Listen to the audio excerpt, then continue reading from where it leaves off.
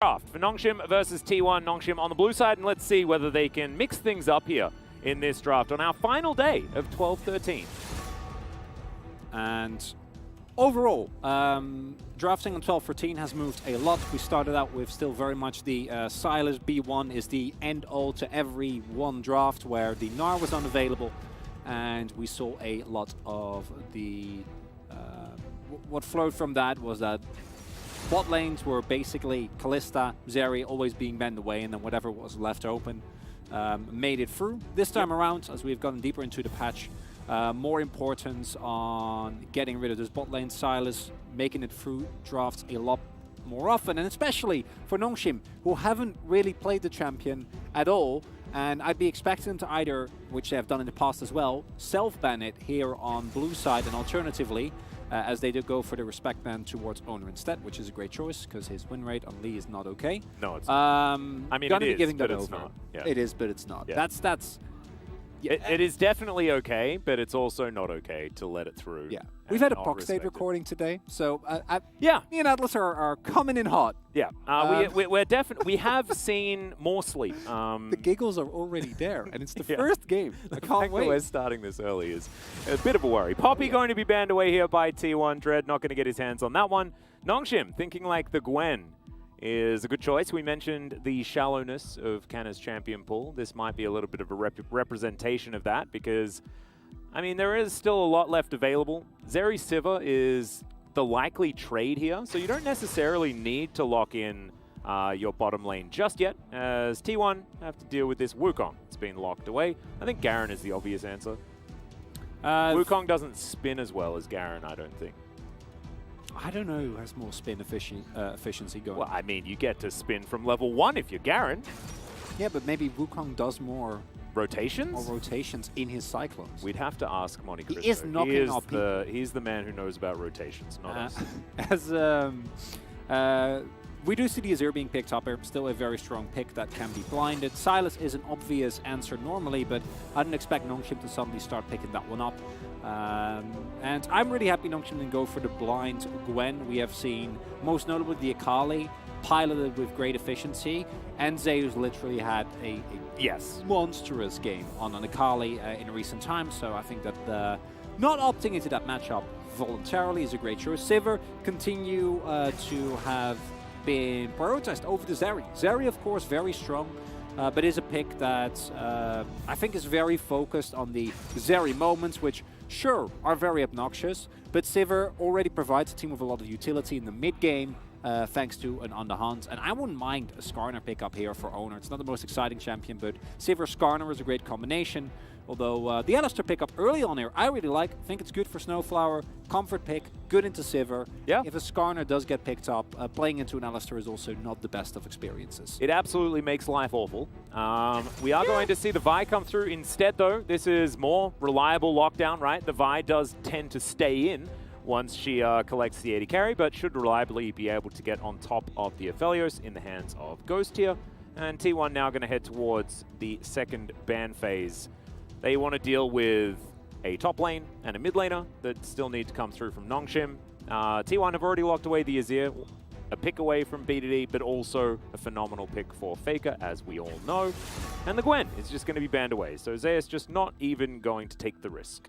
Yeah, makes sense. I think for T1, you'd feel perfectly happy R4ing a top laner for Zeus here, and by banning away the Gwen, and one of other Kana's picks, maybe the Gnar, the GP, something in that direction.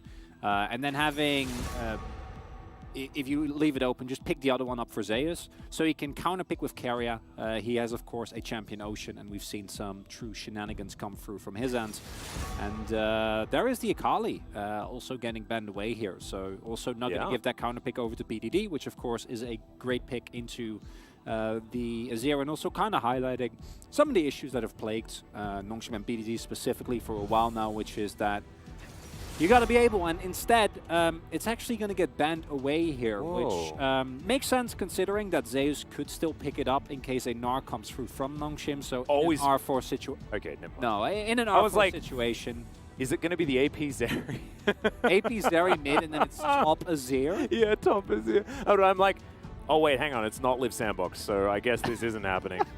As it's looking to be Rakan for Carrier. He will lock that one away. Okay. So despite the picks, or the bans rather, still going to see a counter pick saved for Zeus here. And he has been using those to great efficiency, so it makes complete sense. With the Rakan, very good dive body, and T1 is already a very forward-playing comp with a lot of dive potential, making great use of the Omni Hunt as well. And if you add something like really any team fighter to this, alternatively something like a Gangplank that can support in a side lane when the T1 comp goes in, I think it overall looks quite good. Now, of course, Seraphine a pick that can really do well into the early stages into the Azir, but post 6 the matchup does get pretty unfun if the Vi or the Rakan decides to keep track of you. And this does mean that you put basically all your eggs in the full-on 5v5 or in the Ghost basket. And for T1, a lot of the Gnar counters have been taken away here. Not a lot of magic damage here for Nongshim's side with just Seraphine being locked in. And of course, we'll be going towards that Leandri's build most likely, but I don't really like it. As Carrier is looking at the Camille and she will be locked in. Man, so you were talking about all the eggs in the Aphelios basket. The Aphelios is going to be dead at the start of every fight. How do we get around that as Nongshim? Don't die. Ah! Yeah. Okay. There is a lot of peel available, and that's important to note because you have the Seraphine with both the shielding and the ultimate. You have an Alistar who, yes, can play aggressively, but can also try to keep Ghost safe. You have Wukong, you have Gnar. But the problem with all of these is that is implying that T1 is going to approach you in a 5v5 front-to-back scenario, because if you get flanked, as you point out, there is so much dive. So Ghost, his positioning needs to be impeccable, and then you also need to find a way around big Faker ultimates. You need to make sure that Camille doesn't get a flank off. Yeah. So it's definitely very, very rough. And that Kench being banned away by Nongshim after they had picked up the Alistar themselves, maybe now in hindsight they're like, well, if we knew they were going to go that hard on the dive, Devour would have been great. Certainly would have. Of course, the Alistar from Snowflower was actually a big power pick for him. So I kind of like seeing it. It's fantastic into Sivir, but was also just something that Snowflower looked very comfortable on. We've seen it was Martyr on T1, actually. Back in the day, they used to really take control and bring that cow around and pick up victories where they don't necessarily always belong. But I don't see that necessarily happening here for Nongshim Red Force. We have a look at the draft yet again. Not a lot of magic damage here. BDD with his Seraphine will be the only one on duty as far as that is concerned. And T1 with a we're going to kill the Aphelios composition that's augmented by a lot of damage of every kind of variety, but mainly the physical. And here we are, onto the Rift for game number 1.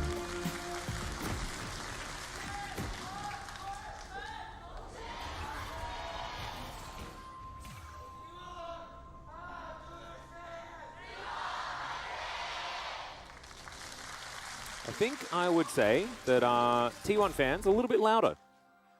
Shocker. Yeah. I've heard that one before. Extraordinarily perplexed. Okay. Baffling. Really. It is pretty crazy. I had no idea they had that many fans. Didn't you? Oh, wow. Well, yeah. Now you do. Now you do. BDD waiting in this brush here. Setting up a bit of a 4-point defense system. As you can see, Snowflower making his way back towards that bottom side. No one's really going to go for any level 1 shenanigans or anything like that. And so, as things are going to be a little bit quiet, where is the opportunity for Nongshim to win this game? Chronicler? If it exists, where does it come from? Well, okay. Let's talk about what the Nongshim composition wants to do, and then we can then hold that against what are the odds of that actually happening. Yeah. Because in theory, if you're playing into a Live Sandbox, if you're playing into a Fred Brion, I think the composition from Nongshim actually has a lot of strength. You have an incredible amount of teamfight CC. Your level 6 spikes is incredibly strong across the board. And I think overall, again, in an actual 5v5 scenario where you can use the heals from your Seraphine, where you maybe find a lead after an early Herald fight, and then you can leverage that into being first towards objectives.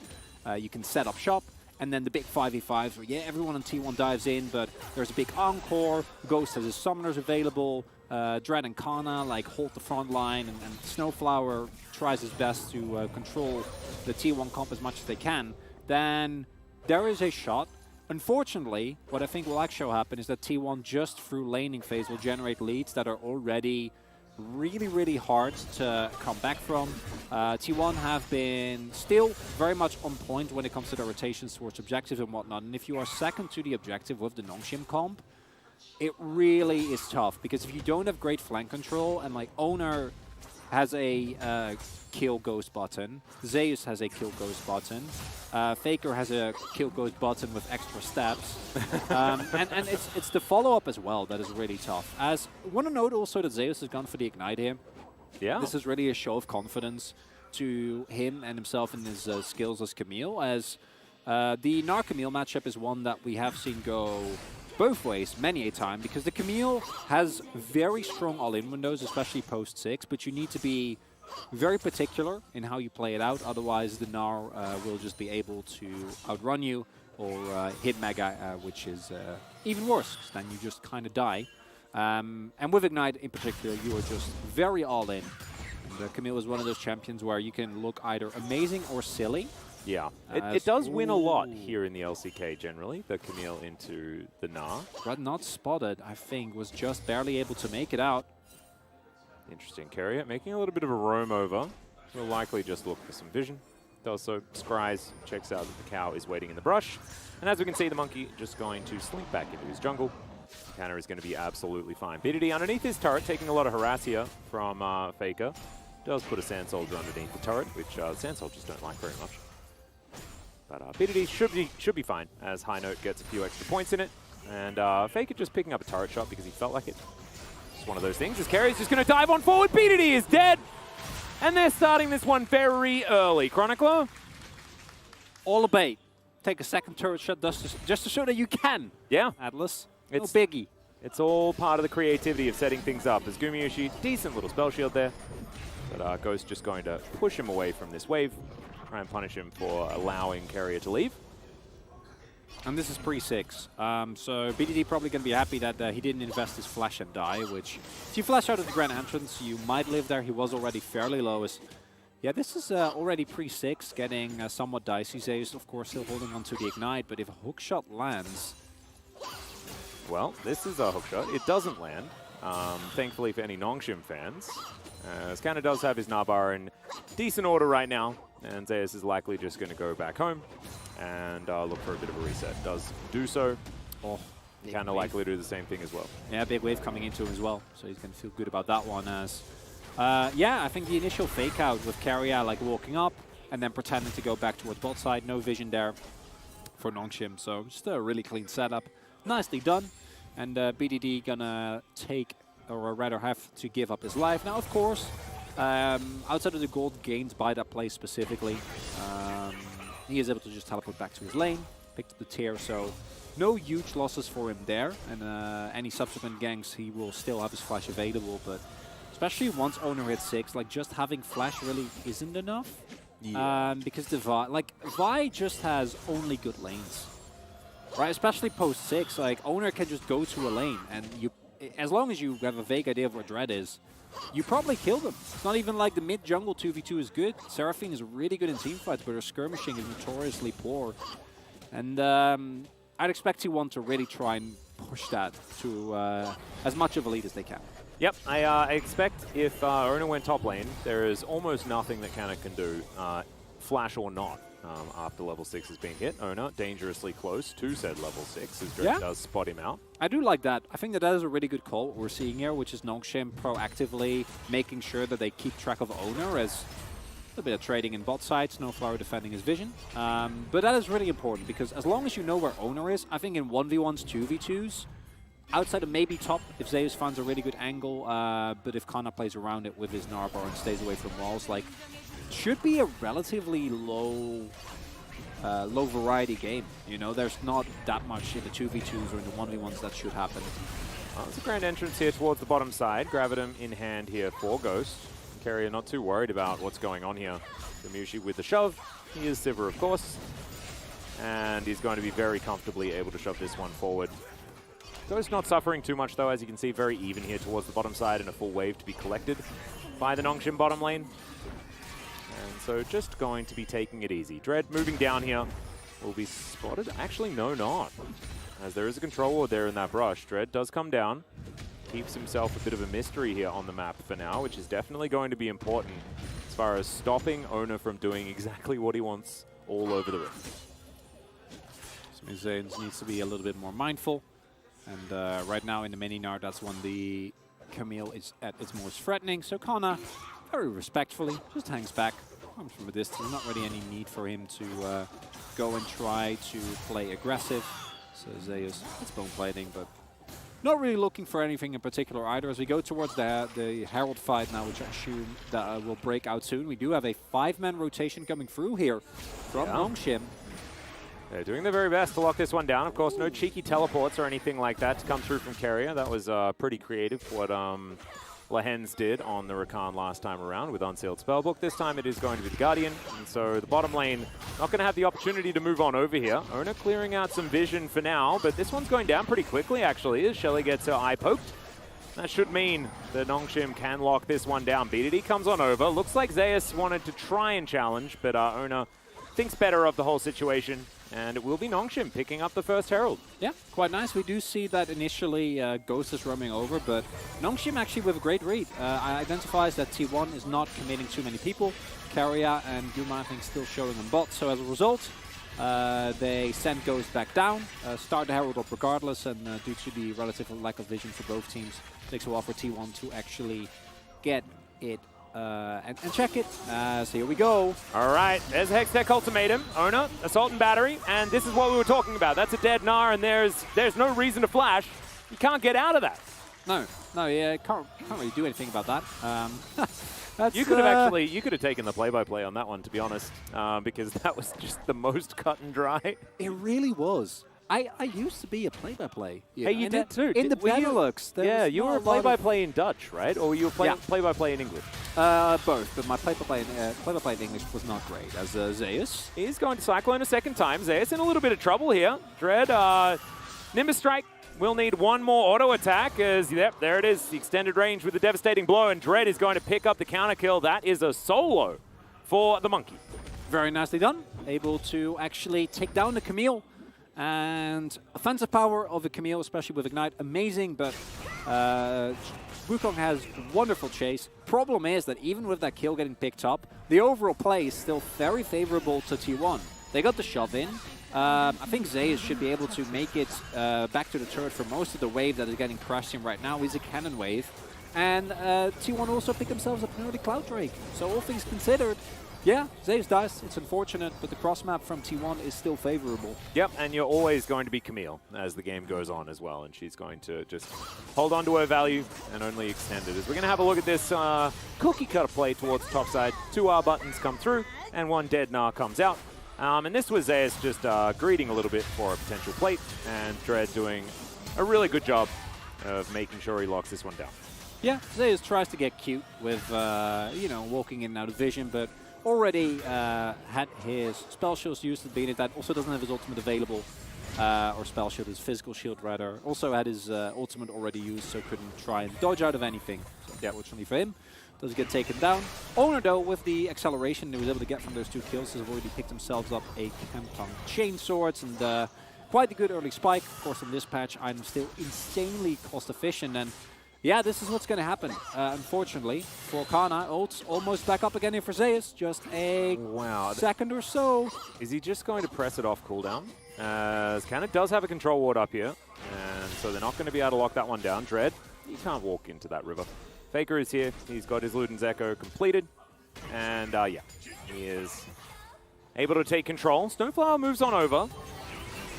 As BDD is going to push this wave in. That beat drop, you know, left a little to be desired. Still just going to be control of that mid wave and the Rift Herald going down. Ghost with some spare time here on the bottom lane as well. And BDD wanting to pick up this plate money if he can.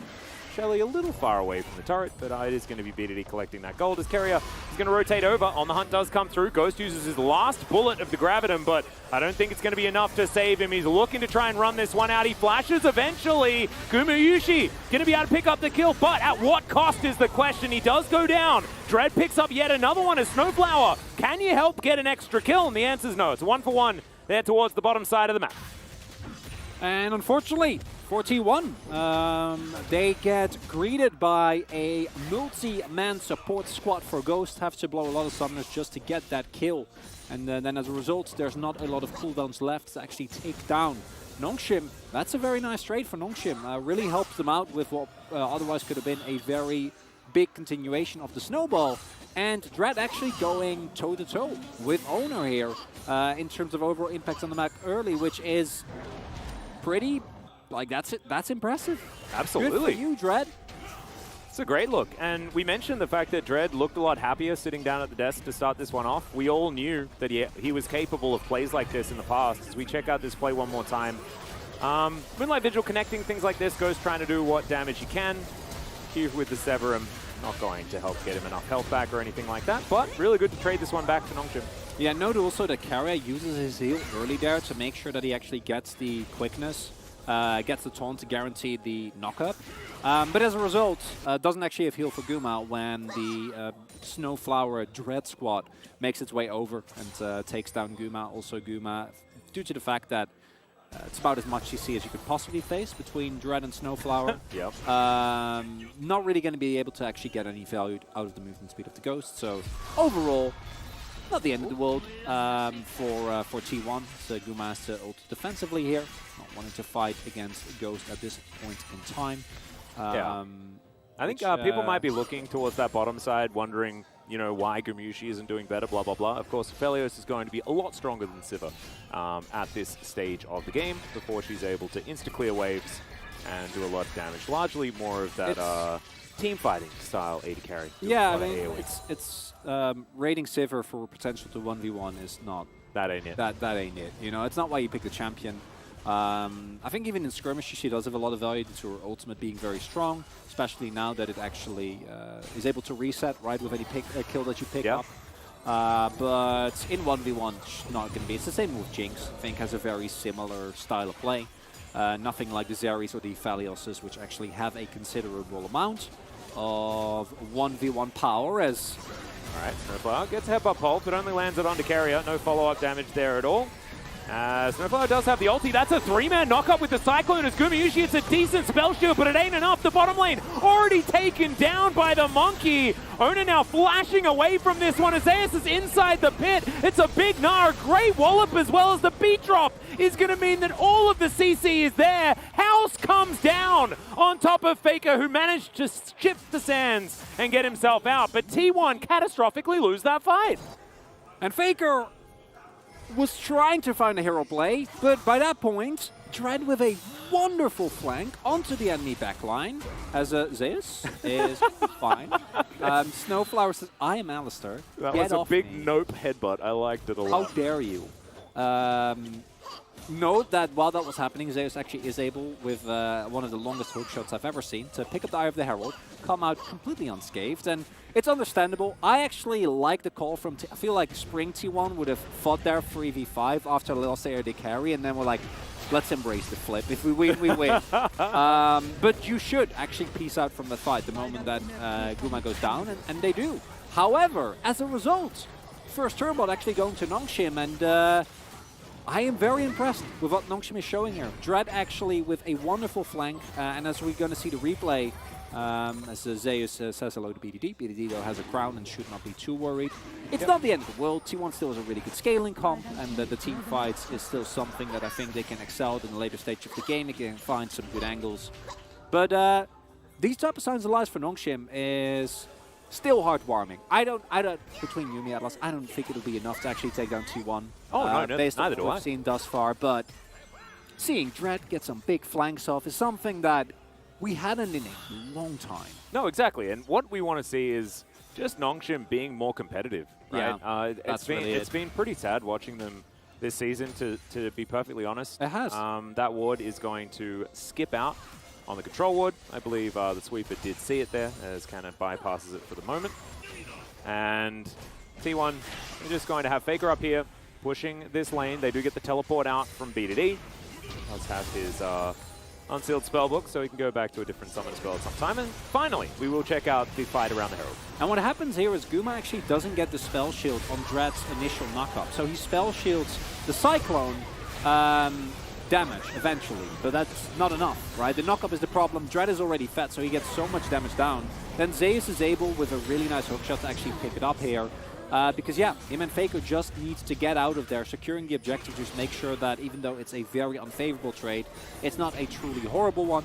And now, with everything settled, led to some itemization advantages for Nongshim, as they now have a small gold lead, but still 2 Drakes have been picked up here for T1, and they are still sitting on the Herald. So any fight that they do win for the next few minutes has the opportunity to very, very aggressively swing that gold lead in their favor again. But Nongshim, as mentioned, like their 5v5 is something that needs to be respected. Yeah, they can definitely manage to work this one out if they can get there. And it's going to rely on Ghost doing a lot of work, staying alive as well, or Dread just getting so fed. Yeah. Like, he's 4-0-1 right now. Like, the Wukong does do a lot of damage. Like, Cyclone is certainly going to become a problem here. It does. And so if they can actually be a multi-pronged team, or if BDD gets strong enough where he can actually keep Ghost alive throughout the Assault and Battery and the Hextech Ultimatum, maybe there's a chance. Faker taking a bit of damage here. Shirley's going to come down. That ward, high value. Ghost and BD knew what was happening here. Yeah. They're going to lose the turret regardless due to the charge, but still, they don't die. And that is, that is definitely a good thing here for Nongshim. Sundisk erected here in the mid lane. And Nongshim just going to continue to try and hold on. Zeus moving down towards this bottom side, and just feels like T1 in general just have control of the map if they load up into a game of League of Legends. Because that is continuing to happen here, especially with the way their composition works, of course. If you're found by Owner and he does have any friends around, then it's likely that you just die. yeah, their 1v1s are just miles ahead of Nongshim. As Zeus beats effectively everyone. If he can get the crown down from BDD, at the very least is going to force sums, but Seraphine just doesn't do that much against Camille in a side lane. Same for Faker. Against both Kana and BDD, I think that he will feel completely happy, especially once that Shadow Flame is finished. So that means that it's very hard for Nongshim to reliably gain control of the map, because shoving out, you're basically always going to need a buddy, but T1 doesn't really. Hextech Gates are very fun here, both because it's an extremely strong Drake that T1 can stack into, and then you get Camille with extra attack speed, you get Sivir, you get Azir that uses both the ability ace and the attack speed very, very nicely. So all of that going to be quite big, and we do have our soul fight coming up in a minute, and this is a pivotal point for Nongshim, because it's either where T1 gets the soul point, gets a big team fight win, and then I think from that point onwards is just going to take over the game completely, or Nongshim get the Dream 5v5, and then maybe get a Baron, and then the game is actually going to be interesting. Well, we'll see whether Nongshim can make it happen. Of course, the smart money not necessarily on them at this stage, given what they've been able to accomplish here in the LCK thus far, but now Zeus going to get teleported on here towards the top side. BDD drops the beat. But it's Alcove Gaming here for Zeus.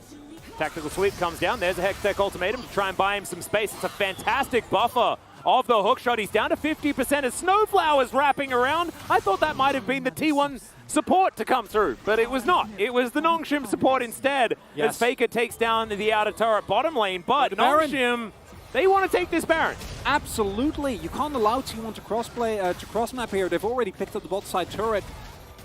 Might get mid here as well.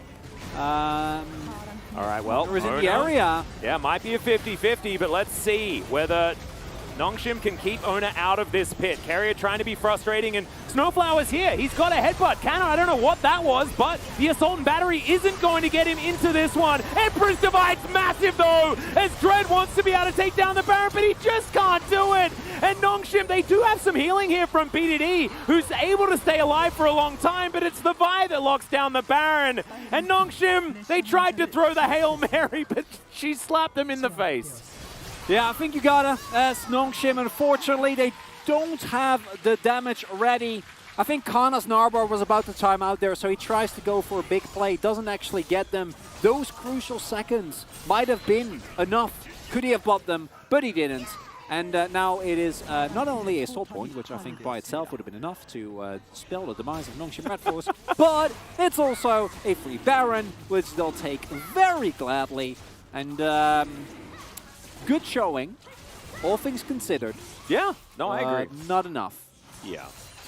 We're going to have a look at this once again as the Drake does go down. So that is soul point now secured for T1. Zeus just trying to buy as much time as possible here. And Nongshim, I mean, it's just a great play from them, to be honest. Everything about this kind of working out, but in the end, execution around that Baron was the biggest problem. Well, yeah, I think the core issue is that your Baron damage outside of, especially with Crown instead of Leandries and Seraphine, like your Baron damage is actually very low. As we see, it looks silly, and I think if Kana would have flashed, maybe there would have been enough, but his Gnar was timing out.